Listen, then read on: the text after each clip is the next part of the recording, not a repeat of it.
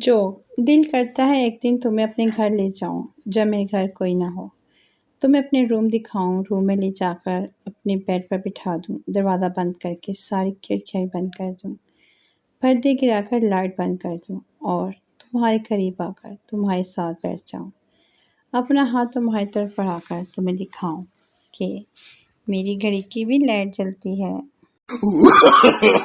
No, no, no, no. جو ایک پٹھان کی سالی بہت خوبصورت تھی۔ پٹھان اور سالی گھر پر اکیلے تھے۔ پٹھان نے سالی سے کہا، میرے دل میں ایک بات ہے، اگر برا نہ مناؤ تو بول دو۔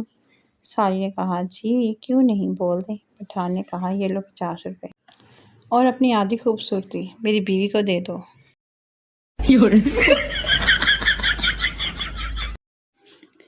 جو ایک آدمی کپڑے کی تھانہ آسمان کی طرف پھینک رہا تھا۔ کسی نے پوچھا، کیا کر رہے ہو؟ آدمی بولا، ابو جی کہتے تھے جوڑے آسمان پر بنتے ہیں اور میں نے بھی اپنا جوڑا سلوانا ہے۔ جو پٹھان ایئر ہوسٹس سے، تمہارا شکل ہماری بیوی سے ملتا ہے۔ ایئر ہوسٹس، بکواس بند کرو۔ پٹھان، ماشاءاللہ زبان بھی ملتا ہے۔ جو ایک آدمی دوسرے آدمی سے ایک سوال پوچھتا ہے کہ جس آدمی کا ہاتھ نہیں ہوتا اسے کیا کہتے ہیں؟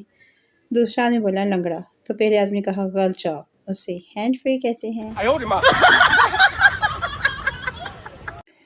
جو ایک آدمی ایک بچے کے ساتھ حجام کی دکان پر آیا۔ حجام سے اس نے بال کٹوائے، سر پر مالش کروائی، شیمپو سے بال دھلوائے، ہاتھ کی انگلیوں کے کڑاکے نکلوائے اور شیو بنوائی، اور پھر حجام کی کرسی پر بچے کو بٹھا کر کہا کہ اس کے بال بھی کاٹ دو۔